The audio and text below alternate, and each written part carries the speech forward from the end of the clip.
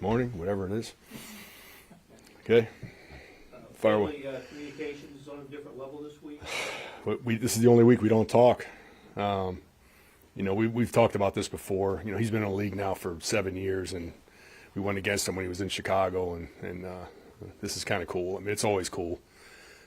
My parents came in town, last week on Saturday to see the last game, and then they stayed all week to see this one too, to see Shane, and so it's it's fun. It's a cool thing. My son coaches for the Commanders. Who didn't know? Speaking of your son and the Commanders, they look pretty good on special teams. Whew, I tell you, we do a ranking system that we use for motivation with the guys and stuff, and they're second in the league. They got unbelievable numbers. They, score touchdowns, and they cover great, and they're very well coached. I mean, Larry Izzo, does a great job. He was a good player, and he's even a better coach. And I'm very impressed watching the tape, watching these guys, and what you see on tape is what you see in the numbers too. So I mean, they're good. Where are you on kickoff coverage? I don't know what we're probably in the middle of the pack. I mean, that's kind of where we are now, like rankings. We have them second, and we're like 18, and we're striving to work to be where they're at. We would just want to keep improving week in, week out, and then by the end of the year, we'll be up in the top 5. That's what we're shooting for. How much tinkering do you do, like week to week, on how you kick the ball off and what you do? Is that really the special sauce on getting? Yeah, it changes. I mean, obviously, you're playing a team this week that they're number 1 in the league, and on kickoff return. I mean, they get out. I think it's like 35-yard line average or so, close to 35. All the time, and they have guys that are game breakers like Debo back there, and Lane, and McCaffrey. I mean, all those guys are all excellent, and they block really well. So you got to try to come up with a scheme that's something different, maybe. And then if you can't stop them, then you got to think about kicking touchbacks and giving the ball at the 35. I mean, that's like the last resort that we want to do. But I mean, if that's what you got to do, sometimes you got to check your ego and do that. So. But it changes week in and week out. Sometimes you're getting them inside the 25 and 30, and those are good days. Those things that, like, during a game, there's momentum during a game as well. Sometimes it's just the smart thing. Yes, exactly. Like in that last game, I mean, we're beating them pretty good. There's no sense in giving them any life at all by, kicking a ball to them and letting them get a big return, and all of a sudden they get a spark. So, those are the decisions that you got to make, and you just say, hey, we're just going to kick a touchback here. Guys aren't really happy about it. They want to cover every kick. I mean, that's the competitiveness in those guys. But sometimes you got to do that. I mean, that's just managing the football game. The main thing is winning the game. I mean, that's the number one thing that we strive for. How important was it for Harrison to have just a clean game? It was real important. We get one, and now we try to get another one. I mean, that's, and he had a really good practice this week. I mean, we're still going, but, he's good so far, and he's in a good place. Who's number 1 in the rankings? Seattle. Yeah. Dave, do you have any memory of a game where you didn't have a kickoff return? Remember the last time? A kickoff return or a field goal block? The opponent didn't have a kickoff return. No, not too many. I haven't had any games where I didn't have a field goal block, and that happened last week. We didn't have any field goal blocks at all, so it was weird. You still consider Brashard Smith one of your top kickoff returners? Yeah, he's definitely, and he keeps getting better. I mean, you see him on offense too, making people miss and doing a better job with his vision and staying square, and he hasn't really gotten the ball kicked to him a lot on kick return. So last week they kicked the touchback. It was one. We had one. They kicked the touchback. We didn't get an opportunity, but he'll still be back there. You mentioned your team rankings and your point systems for your guys. Who's on the leaderboard right now? Leo's up there. I know, and then Cooper McDonald is up there. And we keep track, production wise, and there's a couple other guys close, but Leo's been a standout all year. I mean, he's Mr. Consistent on special teams. Thanks, Coach. All right, thanks. See you later.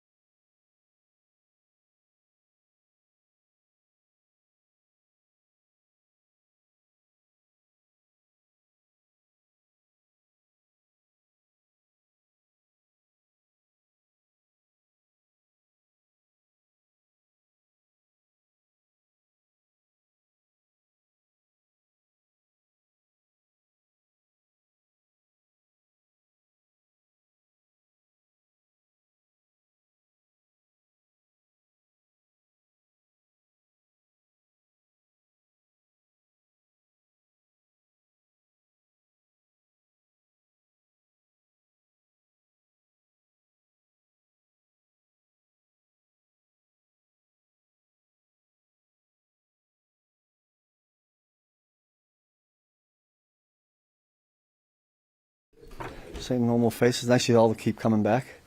That's a good I thing. know normally you've already moved on to the next one. This is a really weird one because there wasn't much to study on this last one. Have you ever had a game where you were just looking back at? No, that was special. I mean, we enjoyed it for an hour and moved on. But, I think what gets lost a little bit in that is, credit to the special teams didn't give up any points because that, and the offense didn't turn it over or have one of those because that's part of it. And then a lot of credit to our guys. And the other guys that I don't want to get lost in all that is when we, somewhere in that fourth quarter, I think, when we kind of changed a lot of, those guys went in and did a nice job too, the Jack Cochrans and the Jeff Basses and all the guys that went in there and Cooper McDonald. They were on point. We all remembered what happened in the Baltimore game when they had that long run. So I think everybody was thinking about that. But it's a special thing. I'll think more about it, I think, when the season's over. What I did tell the guys was I hope that's not the best game we play this year. That would be kind of nice, right? The players, they physically don't have 65 plays to go through. But mentally for you, I mean, you only had to make 20-some calls, right? I mean, whatever. It was like a a 30. It's funny. I'm like one moment at a time. I mean, it's like one series, that series over. I'm just thinking about what can happen on the next. And at the time, you don't know that it's going to come out like that. So I'm just thinking about the best way to stop the opposing offense on the next series. And then the game's over and you look up and, I think the guys should be really proud of that. Generally speaking, you guys have had a lot of success against some elite backs that have gone off against other teams. I guess what do you think has been the secret sauce? I don't really want to talk about that because what if it comes up this time? I'm not even going to hit that one. I mean, I hope it's because our guys, rise up to the challenge. But we're about to face some other ones this week. This number 22 that has jumped onto the scene is really, really good.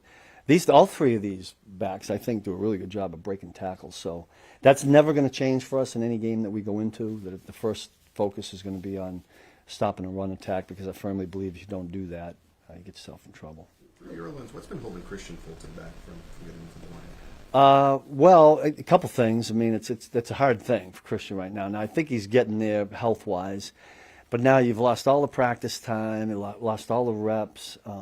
Noel has gone in there and done a really nice job, and we'll see where it goes. I talk to him usually weekly about be ready, because inevitably in this league you're going to need more than 2 or 3, sometimes even 4 corners. We're going to need them all. So at some point we're going to need them, and he's working hard at it.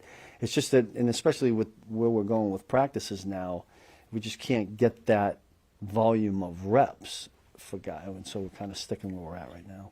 Your offense, on the other side of the football, is averaging 3.5 minutes drive. I mean, it's the most time anybody in the league. But they've had some that are those 4, 5, 6, 8-minute drives. What does that do for you as a coordinator, that kind of time? Yeah, well, I don't know. It doesn't do as much to me as I think as our players. It gets them fresher. We're over there. We're able to go over there and make necessary adjustments. Sometimes when you get a long drive on defense, and you feel like you got to cover a bunch of things, and all of a sudden the offense is 3 and out, you don't get a chance to do it.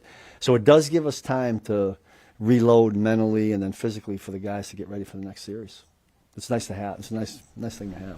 Couple more. What's been the difference in preparing for this Washington team when Daniels isn't going to play? I know you have a lot of respect for Mariota. Yeah, that's a great question, and I'll be perfectly frank. It didn't change at all, and I'll tell you why. I think they did a really good job for their team by getting a backup quarterback who I think fits exactly what they do. Like, it doesn't feel like, sometimes we play, let's say we play a, drop back quarterback and the backup is a athlete.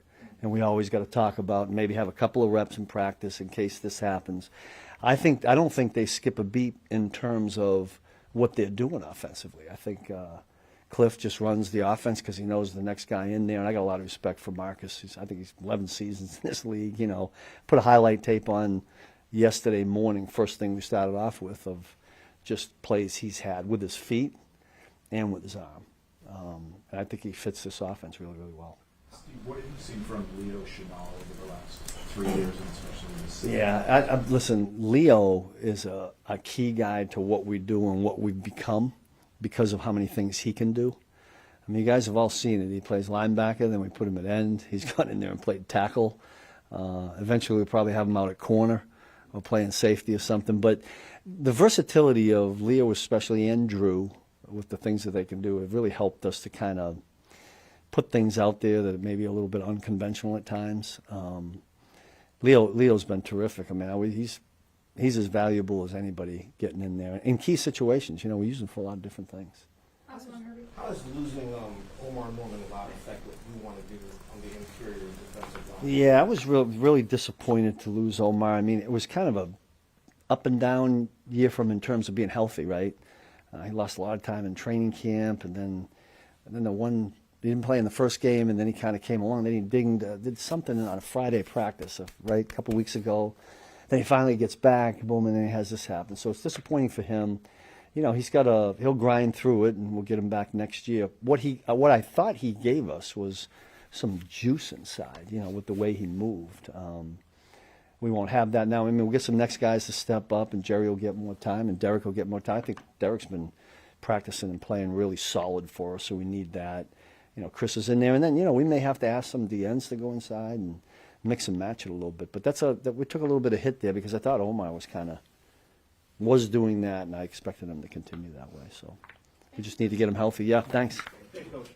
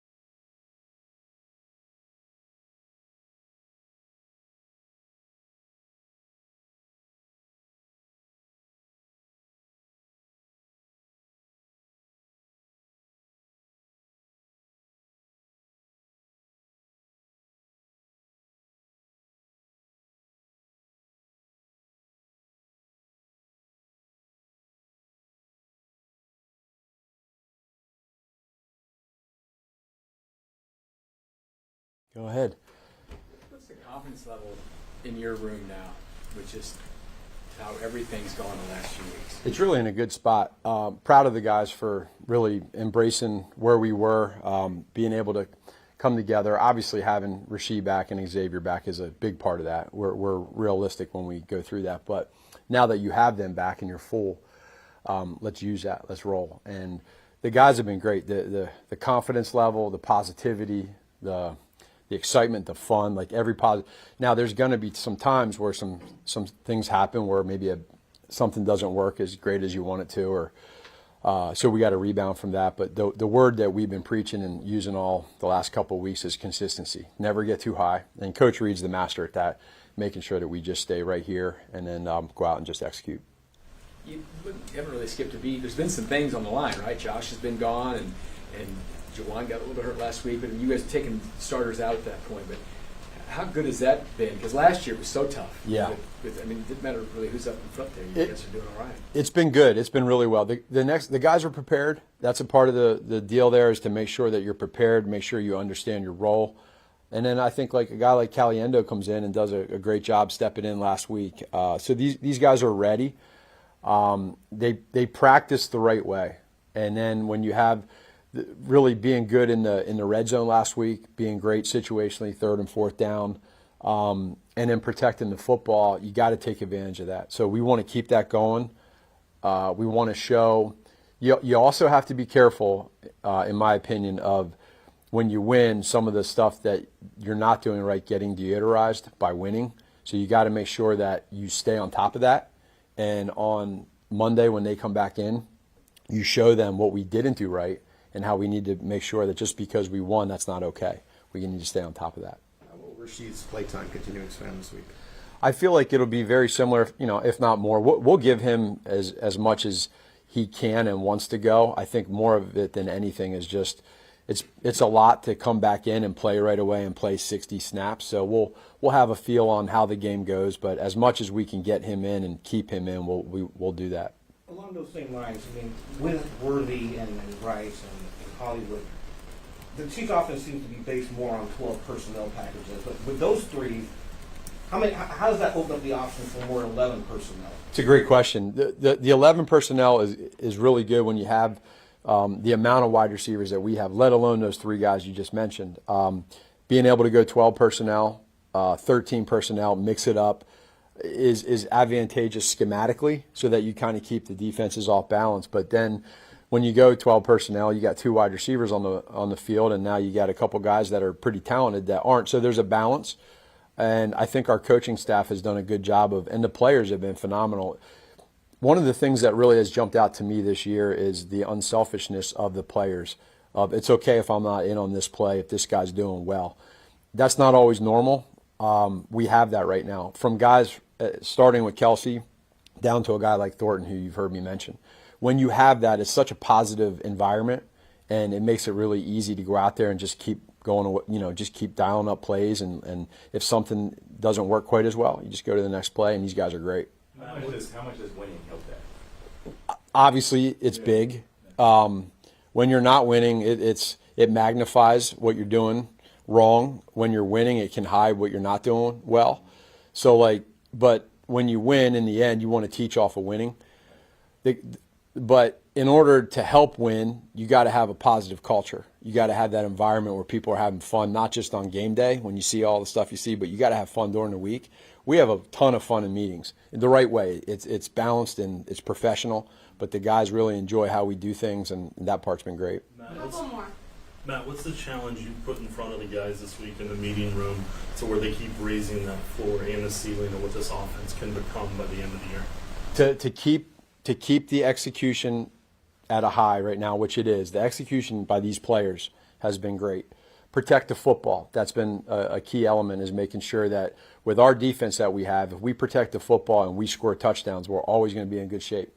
And then never get relaxed with the details. This is a detailed offense, and so just when you think you're doing everything the right way, all of a sudden one little detail can hurt you. So I think our coaching staff, Coach Reed, all the guys, the players, they're professionals. Blair, last one. Thinking about Pat going against a team that has Cliff on the staff, and you guys were you were the first, coaches to deal with Pat after college. Yeah. I'm just wondering what you saw Cliff's influence on him by the time he got here. Really, really good stuff. I think that when you go back and you look at the amount of time that we invested in looking at Pat, you automatically right away go to who his coach is and what he did with him. And I have so much respect for Cliff Kingsbury as a person, as a coach, what he's done college level, professionally in the NFL. Also with Dan Quinn. Coach Quinn has been great. From the head coaching side too, what he has done that's a separate deal for me. I just really have a ton of respect for both of them. And what Cliff has done with Pat is really he used his strengths and just gave him confidence to be able to just be himself is what I saw the most. Just go cut it loose, and it's okay if you make a mistake. We'll reel it in a little bit. So he's doing that now with his quarterback in Washington, and I think that's a credit to Cliff. Thank you, Coach. Thanks. Good? All right. Who's winning Saturday?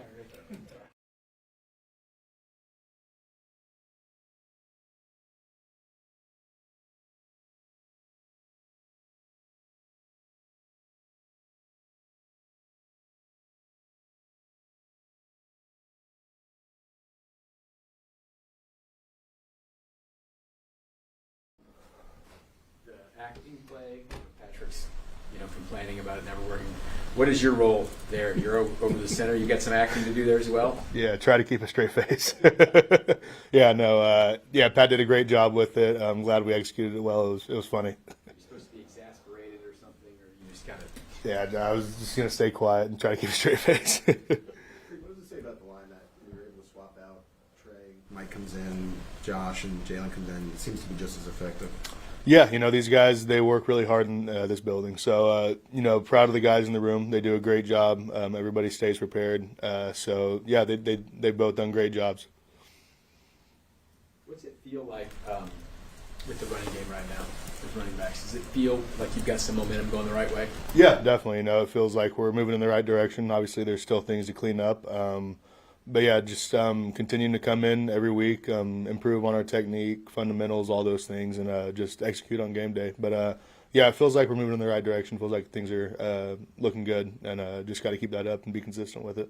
Especially on those short yardage ones as well. I mean, you guys have been very effective at that. I guess probably feels the same way. Things are just getting better. But what are the details like on those kind of little plays? Because, there's a little bit more on the line. Yeah, definitely. It's a critical situation. The defense can move around a lot. They can bring blitzes, all those things. So you got to be able to play with anticipation, and that comes a lot with film study, understanding what they want to do. So, the guys have done a great job with it over the past few weeks, and we're seeing the results on the field. So now it's just being consistent with it. What the challenges the Commanders front present, you guys? Yeah, really talented front. Kinlaw, Payne, and Side are really good players. They got really good edge rushers too. So the whole front seven, it's a really good front seven. So we got our work cut out for us this week. But everybody's excited. Everybody's taking the right approach right now. All good. Thanks. Sweet. Yep. There you go.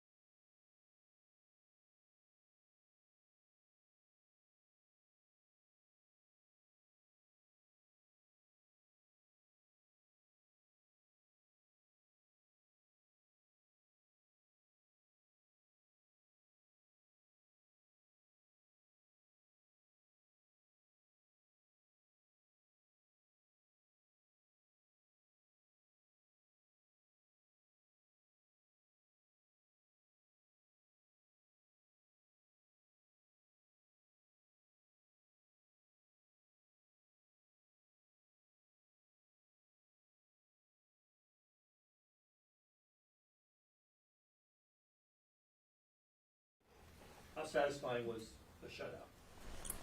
I mean, it's a building point. I feel like we can play so much better as a defense. Maybe we can put up like -3. How's the body feel after that few snaps in a game? Was this and you get an extra day this week? What's it been like? Life is good, man. I can't complain. You know, mentally staying sharp. The body feel really, really good. I mean, knock on wood. But feel really, really good heading into this week. So got a few guys banged up. Got to get those guys healthy. But overall, I think we're in good shape. Chris, what are you guys losing Omar just been done for the year? Oh man, that's my little brother, man. Very unfortunate situation, man, and I'm praying for him. He's such a little hungry bull, and he was finally getting it together and coming along. You know, after week 2, he had the injury, was down, and finally getting healthy and being able to play a countable amount of snaps, and you know, I started being dependent on him to take up the double team for me, and you know, to have him go down, we lose a big part of our defense. Even though he's a young player, we ask him to do a lot. It was a penalty on that play too. I mean, you guys went back and looked at that. Is it cheap shot, whatever? Is it? I guess it doesn't matter. He's hurt, so it doesn't matter how he got hurt. You know, I actually looked back at the play, and I think it happened before the initial contact. I think it happened on like the 3rd step, because going down, he raised up his leg. He took pressure off the leg. So, and I think the lineman, as bad as it looked, I don't think it affected the injury any. I think it kind of happened before, and the lineman tried to finish him, which I've seen that done. I haven't had it done. I've seen it done multiple times. So could have been ill intent, but you know, unfortunately, we still lost a valuable piece of our defense. Chris, on a positive note, you guys have been really successful generally against the run game. I guess, how do you explain the success that you guys have? Listen, we got a hell of a run game coordinator in Joe Cullen, who gives us looks throughout the week, who prepare us and keep us proactive in the run game. So whatever looks we're been seeing in the game, we're so familiar with it, and we've done so many reps of it at practice to where it comes easy for us. This year's Chiefs offense and the 2018 offense, both averaging 40 yards a drive, but they're doing it 2 different ways. You played on both those teams. What's it like when the offense was just going up and down the field and scoring in 2 minutes versus now, having a lot of these like 4, 6, 8-minute drives? What does that do for you on the defensive side? Well, it's a pro and a con to it. In 2018 we used fast strike offense, and it's good for the offensive efficiency, but the con to it is, your defense is either you scored in 2 minutes or your defense is back on the field in 2 minutes. So over accumulation of first half, you'll end up having 60 plays as a defense. It's never really, really good as a defense to have 60 plays in the first half. So I kind of like this methodical thing we're doing now. We're running the ball, play action, nickel and diamond, and take one deep shot. We'll be on the sideline for like 6 to 8 minutes. We come on the field, It feels really, really good. We're able to catch our breath, and, I think it's very, very good for the production of the defense, what the offense is doing right now, Continue to slow grind it, run the ball, play action, nickel and dime, throw one deep shot every now and then, and we can get the same production. What are the keys against the Commanders? I mean, you look at the Commanders, they have a really, really, really, really well-rounded team. They have a lot of weapons. Deebo Samuel, Terry McLaurin, and their running backs.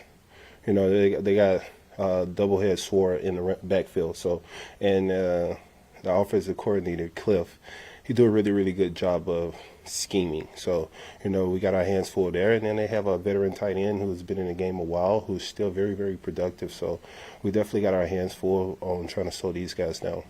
You watched Monday Night Football as a kid. Do you have a favorite memory of the game, and do you like playing on Monday night? To be honest with you, as a kid, I really didn't watch football. I wasn't a fan. I was a basketball. I was a hooper. So, back in the day watching football, I used to see these players get hit by Ray Lewis, and I was like, No, I'll pass. So you know, for me, it's we're very in a fortunate situation as a team, as an organization to be able to play on Monday Night Football. I mean, we have a lot of people who love to watch us play, so that's a very fortunate for us and the organization. But as a kid, no, I wasn't.